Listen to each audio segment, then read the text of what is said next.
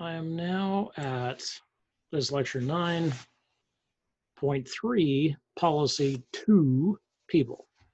And in this case, what I'm going to do is talk about rather than talking about the weapons, I'm going to talk about basically what were the policies that were used by people to guide people's actions, basically, like the rules of engagement. Like that's a policy which is made that is where people have to carry it out. I mean, people have to carry out the weapons too, but the weapons are part of the policy. So it's sort of like this is their weapons policy. Here's their people policy. That's what we're after here. And I'm going to start.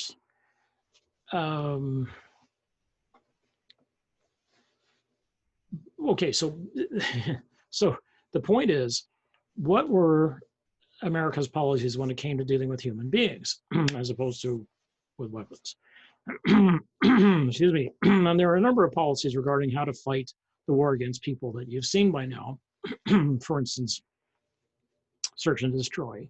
That's a people policy. You know, it's like the agent is a person, as opposed to the person dropping a weapon. The person actually has to go and burn out a village. Body counts, which were legal, but also a core part of the policy, because what you're doing is showing on a day-to-day basis that you're winning. Well, that's the supposition. That's the intent, that if you stack up a bunch of Vietnamese bodies and you stack up fewer American bodies every day, you're saying, see, we're winning.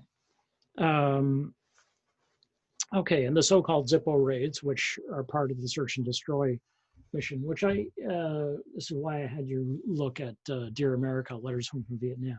If you didn't look at that, here's a picture of a Zippo raid where we see a soldier, you know, just sort of calmly holding a Zippo lighter out to the thatch of somebody's house to burn it down. Okay, I'll just leave this up for the moment. So this is a Zippo raid in action. It's also part of a search and destroy mission. I mean, fundamentally, these are really the same thing, right? I mean, you've used a Zippo raid in the process of a search and destroy. So when I say that these are legitimate actions, I don't mean that they're not war crimes. I mean, as far as I'm concerned, this is a war crime.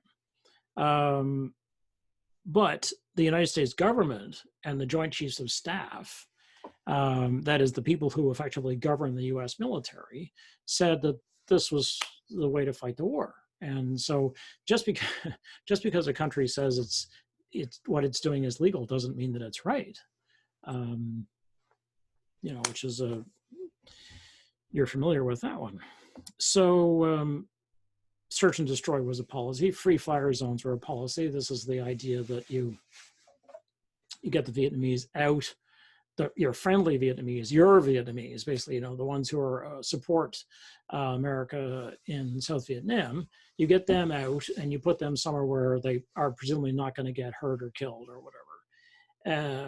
Then everybody, and then you declare the rest of the zone that you've cleared a free fire zone, which means that anybody who's in it can be killed. Doesn't matter what their age, what their gender, whether they've got weapons, it doesn't matter. You just say that's a free fire zone.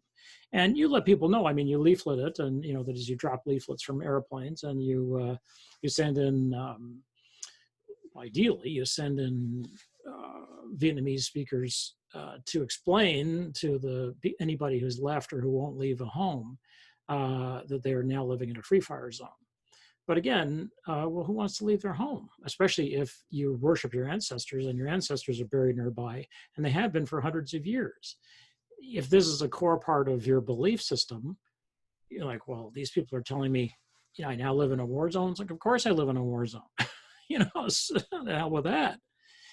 So free fire zones were a policy, and they tried to clean it up because free fire, it didn't sound good. Like this is the beginning of sort of the realization, the military's realization that, you know, was the continuing story of the military's realization that it had to sell the war. It was had to do a better job of selling the war than it had been. And they tried to rebrand this as specific strike zones, specified strike zones. And I have to say, if somebody had said to me, what is a specified strike zone? I wouldn't actually have remembered that it's supposed to be a free fire zone. I would have been like, oh, I never heard that before. I only come to one of these interesting terms, which I only come across when I give this lecture. I'm like, oh yeah, specified strike zones. I've never read it, never heard it.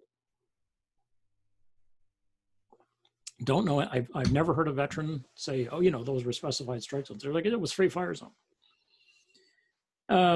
So what you've got is the development of what the soldiers called Indian country.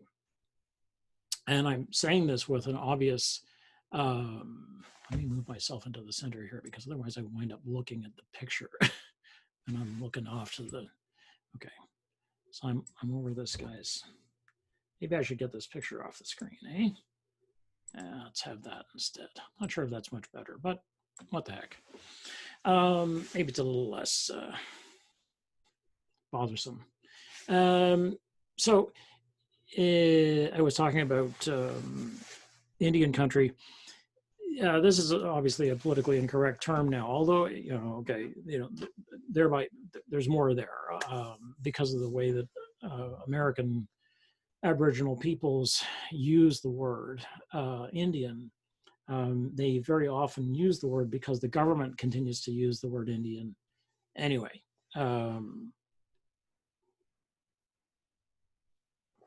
during the Vietnam War, if you have, say, a fire base, which is where you put wire around it, and that is you string razor wire around the compound, you fortify it, you've got artillery inside it, you set up a mess hall. In other words, you set up a real base. And there are probably, I don't know, 100 and something people at this base at least. So it's fortified, it's a fortification. And then outside the wire, as they talk about, and they still talk about this today in Afghanistan and Iraq, they still talk about being inside the wire, outside the wire, because they string razor wire. This is what used to be barbed wire, now has razors on it, and you can see it's very nasty looking. And barbed wire is bad enough, but razor wire is.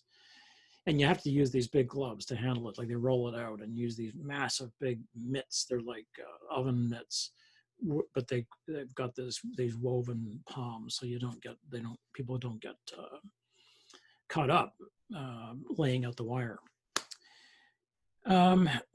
So outside the wire, and before you get to enemy territory, there's this zone, which in World War I was called no man's land, sometimes just no man land, but usually no man's land is possessive. Well, in Vietnam, that comes to be called Indian country. Well, why? Well, because hang on a second.